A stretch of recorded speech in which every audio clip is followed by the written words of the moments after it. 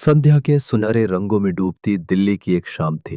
Traffic की तेज आवाजें और भागती जिंदगी के बीच एक छोटी सी बैल्कनी में बैठी थी आर्या। उम्र कोई 20-22 रही होगी, लेकिन आंखों में सदियों की थकान और अधूरे सपनों का बोझ लिए वो ऐसे देख रही थी जैसे आसमान उससे कुछ कहना चाहता हो, या शायद वो आसमान से कुछ कहना चाहती थी। माँ ने फिर आवाज दी, आर्या, आर्या, चाय ठंडी हो रही है। हाँ माँ, ला रही हूं। आर्या उठी, लेकिन उसके मन में कुछ और ही खदबदा रहा था।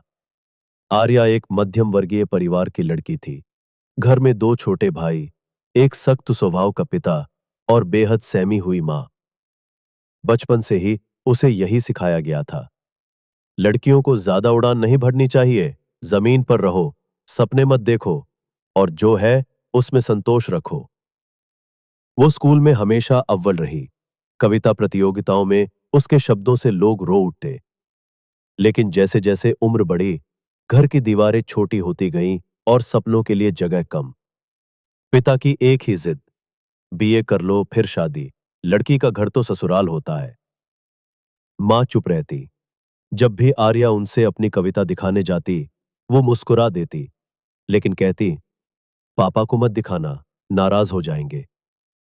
कॉलेज के आखिरी साल में उसकी मुलाकात हुई अनया मैम से।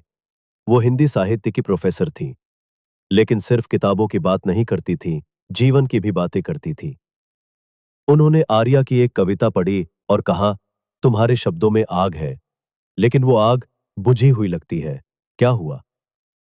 आर्या ने कुछ नहीं कहा, लेकिन उसकी आंखें सब कुछ कह गई। उसी दिन अनया मैम ने एक बात कही, हमारे मन में जो डर है ना, वो सबसे बड़ा पिंजरा है। अगर तुम उसे पहचान लोगी तो उड़ना खुद ब खुद आ जाएगा। आर्या ने पहली बार किसी को अपना समझा। वो हर शाम लाइब्रेरी में बैठती, कविताएं लिखती और चुपचाप कॉन्फिडेंस इकट्ठा करती। उसने एक दिन एक अखबार के एक कविता कॉलम में अपनी रचना भेजी, बिना किसी को बताए। 3 हफ्तों बाद जब उस कॉलम में उसकी कविता छपी, पंखों वाली बातें, तो उसने चुपचाप अखबार समेटकर तकिए के नीचे रख दिया। पर माँ ने देख लिया। रात को माँ ने धीरे से पूछा, ये तुमने लिखी है? आर्या ने सिर झुका लिया। माँ बोली, बहुत सुंदर लिखा है, लेकिन पापा को बताना मत, ठीक है? वो मुस्कुरा दी। डर अब भी था, लेकिन कहीं भीतर कुछ जाग गया था। कॉलेज खत्म हुआ। पापा ने रिश्ता तय कर दिया। लड़का अच्छा था, नौकरी करता था, लेकिन आर्या के सपनों को शौक कहता था। शादी के बाद कर लेना लिखना विखना, लेकिन घर पहले। आर्या चुप रही। उस रात वो छत पर लेटी रही, चांद की ओर देखती रही। सुबह उठते ही उसने फैसला लिया, नौकरी करेगी और कविता भी। पापा को बताया, मुझे नौकरी करनी है। घर में तूफान आ गया। पापा ने गुस्से में कहा, क्या मिलेगा नौकरी करके? कौन करेगा तुमसे शादी? लेकिन मां चुप नहीं रही। पहली बार बोली, उसे करने दो जो वो करना चाहती है। तुमने अपनी जिंदगी अपने हिसाब से जी, अब उसकी बारी है। आर्या को एक हिंदी पत्रिका में नौकरी मिल गई। शुरू की सैलरी बस 12,000 रुपए थी, लेकिन उसने सब खुद किया। पीजी ढूंढा, खाना बनाना सीखा, बस पकड़ना सीखा और ना कहना सीखा।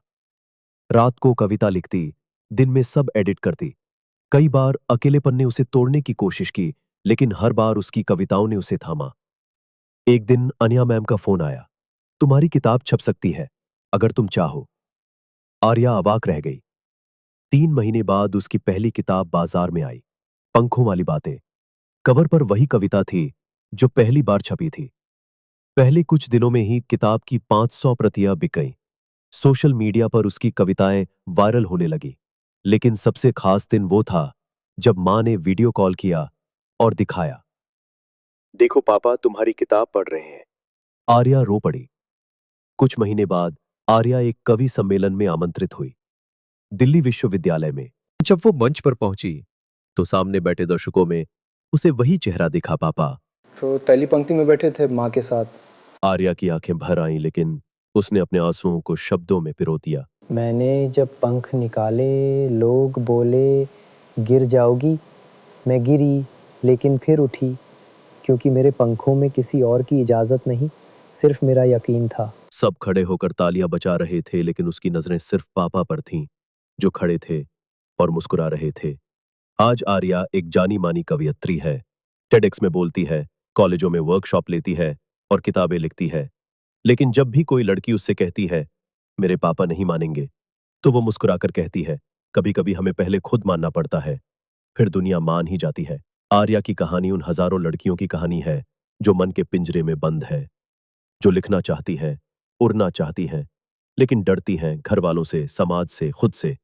पर एक दिन अगर वो भी कह सके, मेरे पंख मेरी बातें हैं और अब मैं सिर्फ उड़ूंगी, तो शायद उनकी भी एक किताब होगी, पंखों वाली बातें।